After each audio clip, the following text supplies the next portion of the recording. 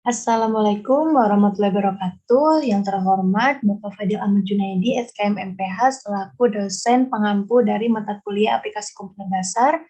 Di sini saya akan mempresentasikan tentang perkembangan hardware dan software. Sebelumnya, perkenalkan nama saya Adela Mendanti dari kelas RMIK 1B.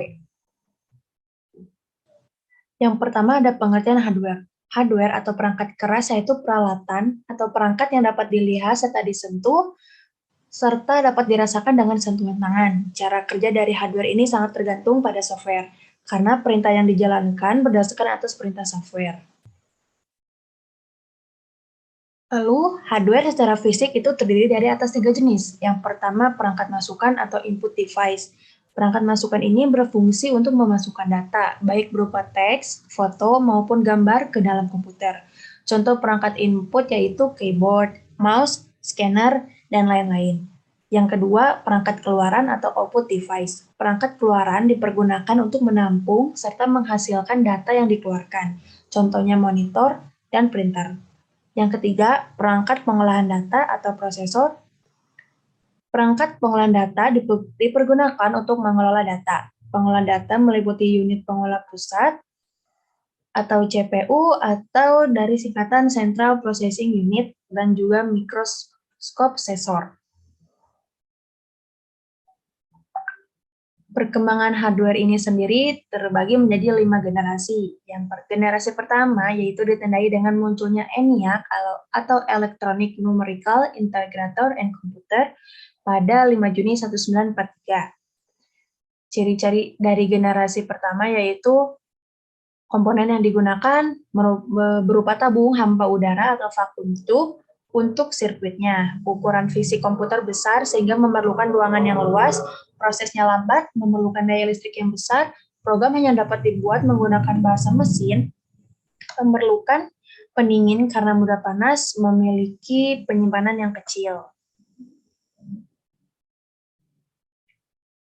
Pada generasi kedua, yaitu 1959 sampai ke 1964. Tahun 1960-an tercipta komputer-komputer yang telah sepenuhnya menggunakan transistor. Pada generasi ini, komputer lebih fleksibel dalam beroperasi karena program yang tersimpan serta bahasa pemrograman yang di dalamnya.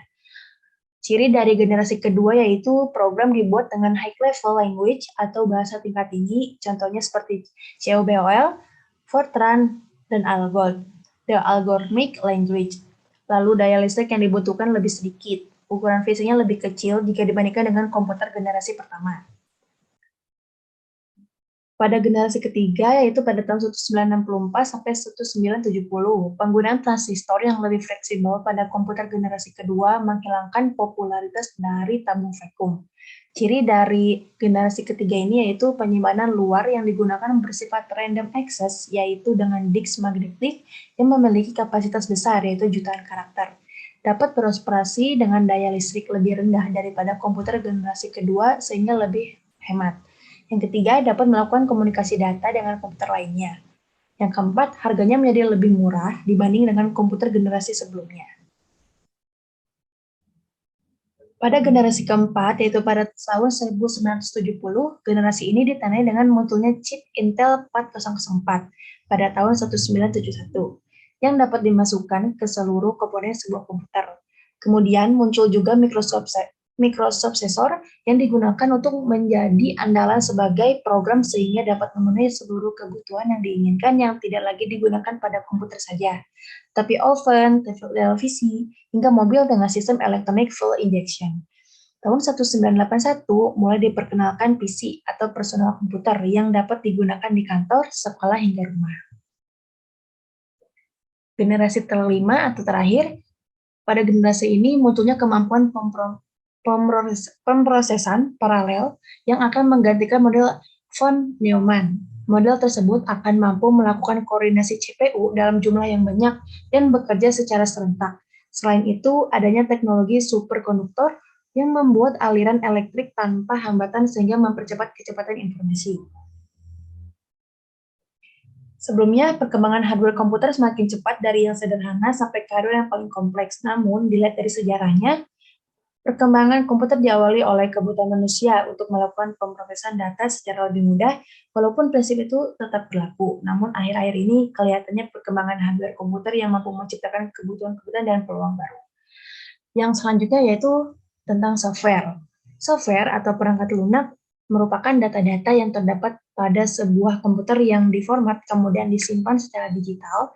Bisa dibilang bahwa software merupakan komponen yang tidak terlihat secara fisik tetapi terdapat dalam sebuah komputer. Contoh dari software yaitu yang pertama ada sistem operasi. Sistem operasi ini merupakan software yang digunakan untuk menghubungkan antara hardware dengan pengguna atau user. Yang kedua, software aplikasi merupakan software yang dapat diaplikasikan untuk memenuhi kebutuhan penggunanya. Contohnya seperti software paket aplikasi perkantoran seperti LibreOffice dan Microsoft Office. Era perkembangan software itu ada dibagi menjadi beberapa era. Yang pertama ada era pemula atau pionir.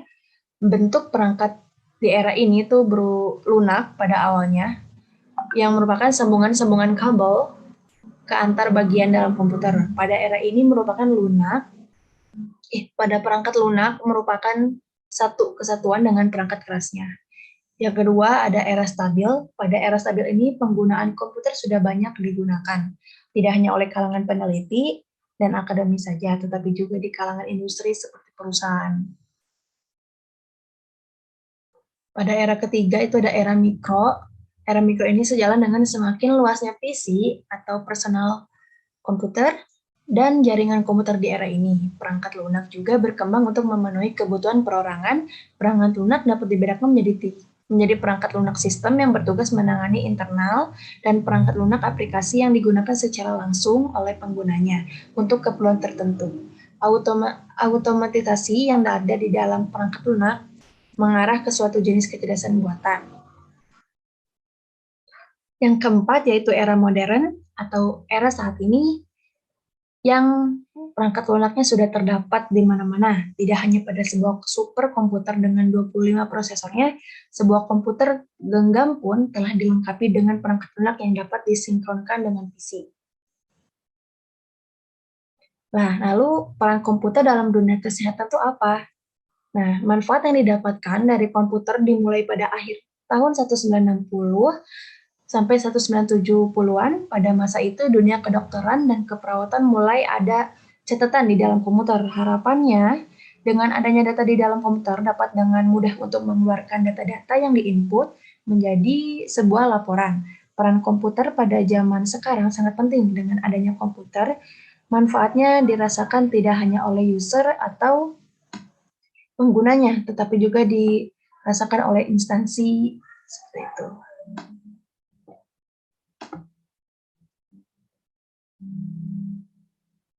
Nah, lalu perkembangan teknologi kesehatan di masa depan itu kemungkinan bisa ada beberapa hal yang sudah saya cantumkan di sini, seperti yang pertama ada HoloLens.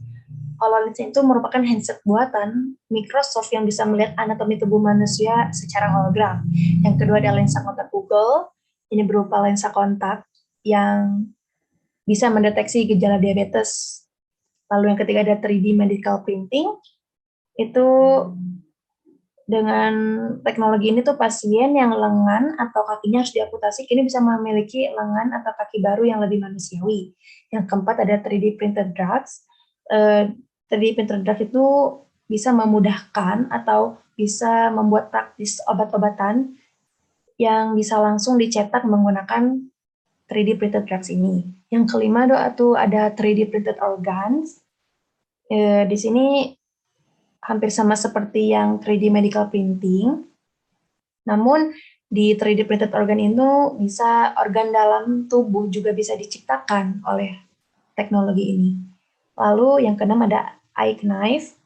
Nah, bukan sekedar pisau operasi biasa, melainkan iKnife ini merupakan pisau operasi otomatis. iKnife juga diklaim bisa lebih akurat dan meminimalisir resiko dalam kegagalan operasi. Lalu yang ketujuh ada medical imaging. Medical imaging ini di masa depan merupakan sebuah scanner sederhana yang akan mampu mendeteksi penyakit serta virus tersembunyi. Lalu yang kedelapan ada chip. Chip ini sebuah mikroskip yang ditanamkan dalam organ tubuh manusia yang bisa diklaim lebih efektif menyembuhkan ketimbang obat biasa. Lalu masih banyak perkembangan teknologi-teknologi yang kemungkinan akan ada di masa depan. Nah, lalu kesimpulannya, kemajuan teknologi ini tidak bisa kita hindari untuk mempengaruhi dunia kesehatan. Teknologi yang ada mampu membuat revolusi di berbagai bidang medis, mulai dari cara melakukan perawatan hingga terapi pasca operasi. Dengan adanya teknologi canggih ini, diharapkan perawatan serta pengobatan akan lebih efektif dan tepat sasaran di masa depan.